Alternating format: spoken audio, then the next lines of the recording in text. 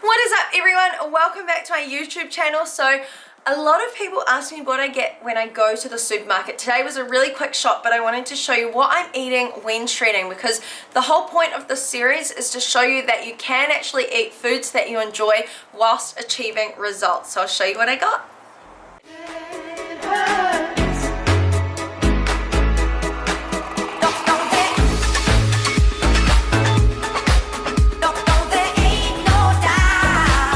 Starting with protein, so I got some egg whites. These are so convenient when I need a little bit of extra protein. I got some diced up chicken kebabs. I haven't tried these ones before. Hopefully they're not too spicy. And I also got my all-time favorite satay kebabs, so I'll usually bake these in the oven. So all three of these things were 3 for $20, which is so good. I also got some size 8 eggs, so I've got some fats to have because this is obviously just straight protein. I got some jelly bean tomatoes. I've been loving these on toast or rice cakes recently. Let's look at the dessert section because I've already shown you a little snippet of it. We've got vanilla slices. So I haven't tried these before, but you get 9 of them and they're only 103 calories per ice cream sandwich. I got some Kit Kats, so the double cookies and cream one. I really just wanted to try this. It looks really good. The macros are fine, and I'll split it into 2 servings. Sugar-free maple syrup. I've been loving that on pretty much everything, including fresh frozen strawberries. I got Weight Watchers mousse, and then I got strawberry jelly and raspberry jelly. So this is kind of my dessert section of my food haul. Not kind of foods that I would have every day, but it's in case I feel like having something sweet, I've got something that I can track into my calories for the day. I also got some frozen raspberries. I've been loving these with peanut butter on rice cakes. Frozen green beans to have with my protein. Spinach I've been loving just with pretty much every meal right now. I also got some sugar-free Avalanche hot chocolate, so I'll have this almost every day. It's 36 calories per sachet.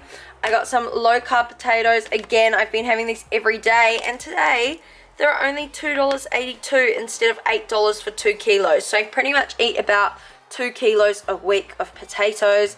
And then I got some Freya's bread. So here it does say that it's 40% less carbs, but honestly I didn't buy it because of that. I just bought it because it feels really soft and fluffy and I like that, and then the macros are pretty good.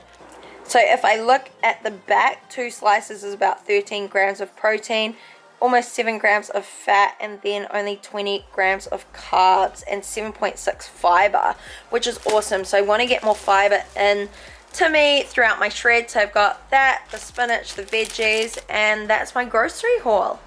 So I think when it comes to looking to lose fat, lean down, tone up, feel good, whatever you want to call it, a lot of people think that you really can't eat the foods that you love each day, and honestly I really want to show you that you definitely can, but it's all about making those foods fit into your daily caloric deficit intake. So I know exactly how many calories I should be eating each day, and then I just aim to eat mainly, like I pretty much eat 90% whole foods, and then there's that little 10% throughout the week where, you know what, I am going to have a sugar-free hot chocolate, or I am going to have a square of chocolate or an ice cream, and I am just really trying to make this shred as healthy as I can, make sure that I'm looking after my mental, physical and hormonal health.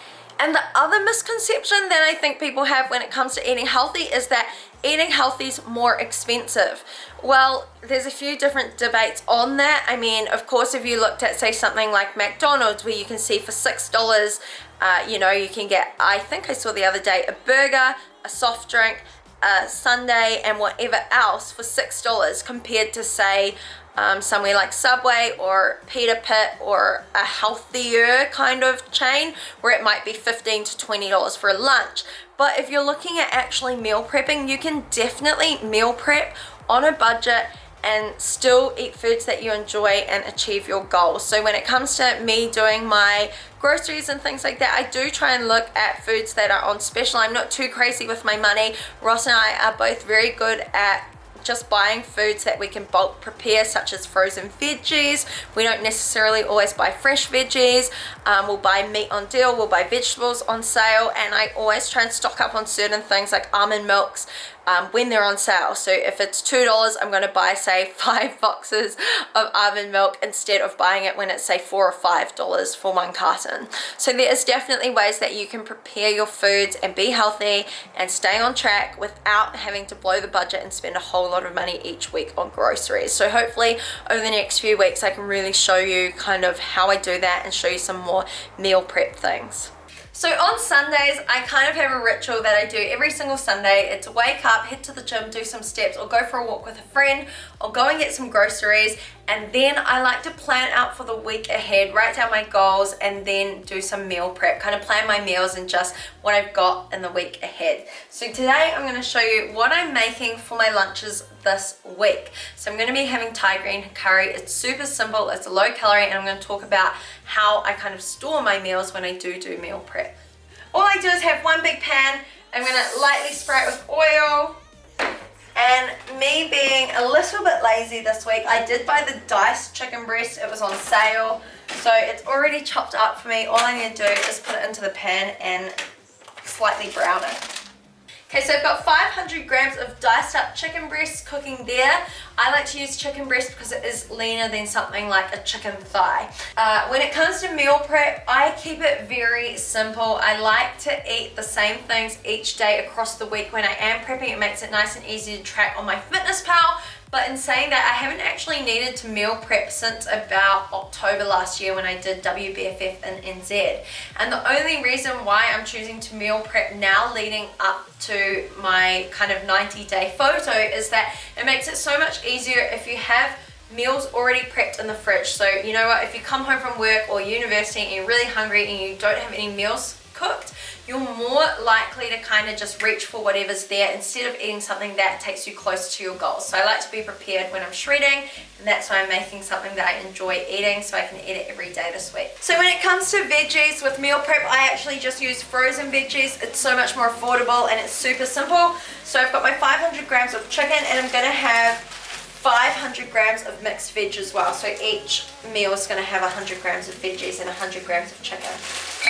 So I've got a Thai green curry paste from the local Asian store, but what you could do is use a Thai green kind of curry mix. In New Zealand we have a brand called Watties. They have different kind of mixes. You could use any kind of mix that you want, but for this one I am using a Thai green curry paste. So instead of using something like a full fat coconut cream, I'm actually using unsweetened coconut almond milk. I find it just tastes fine in the curry, but it's just so much lower calorie. So I'm just going to pour a little bit in here, turn the temperature down so it can simmer, just a little bit there.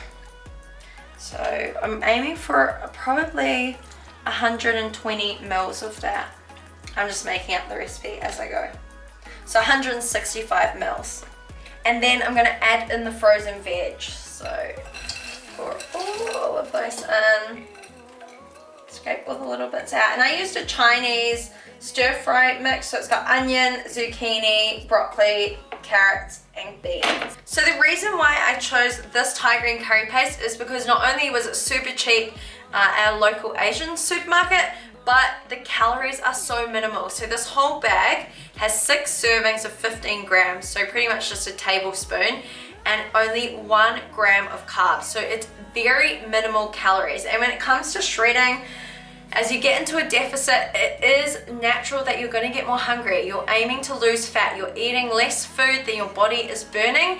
And so it's really important that you are actually making sure that you're maximizing the volume of the food. So for me, having a Thai green curry like this with lots of vegetables and protein in it is going to help me stay fuller for longer, as opposed to if I was, just having a bit of chicken and some rice and piling on a whole lot of sugar-filled sauces that don't leave me feeling full. They just leave me craving more sweet things. So I'm very selective with the sauces they use. Common things they'll use when shredding are things like Himalayan rock salt, Cajun seasoning, a 50% less sugar, ketchup, maybe a teriyaki sauce that's low calorie, or something like a Thai green curry paste. So I hope that this kind of little insight to sauces and things helps you with your meal prep and helps you get more creative.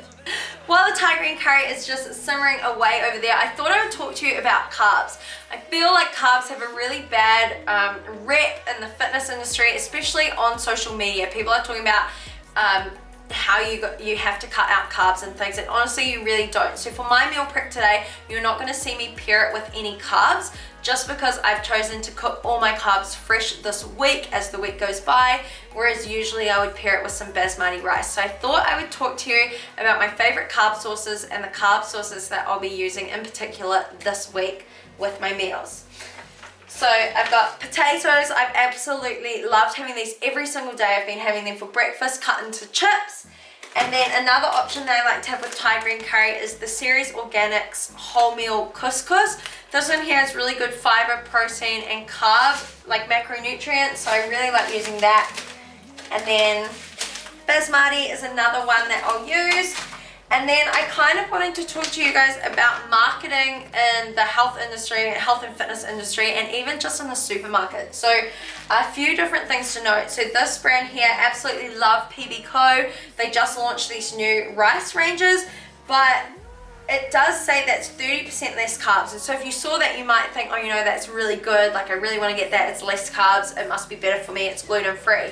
But if you look at something like couscous in comparison and you actually read the back of the labels, the calories are almost identical. It's only that this one has slightly less carbs. They both have a good amount of fiber. They both have a good amount of protein in them as well. So I kind of just wanted to raise the awareness around being smarter in the marketing of brands and things, because like there's so many different brands out there in the supermarket that are using buzzwords like gluten-free, keto, just dairy-free, all these different kind of words to try and attract you to buying their brand. So for example, Ross's bread here, it's just a rye bread, and then the bread that I bought is 40% less carbs.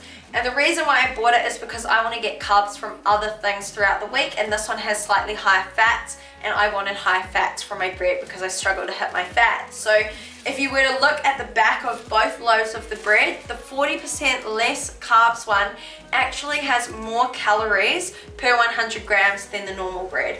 But this one, I think it was like slightly more expensive as well. So when it comes to different brands and things, they all want to attract you to buy their brand, of course. And to be honest, some of the healthy food options are more expensive because they're claiming to be 40% less carbs or X amount less carbs and all these different things. So I just kind of wanted to mention that to you. When it comes to choosing your foods, make sure that you are aware of what's actually in them and reading the back of the label in terms of macronutrients, so your proteins, fats, carbs, and fiber.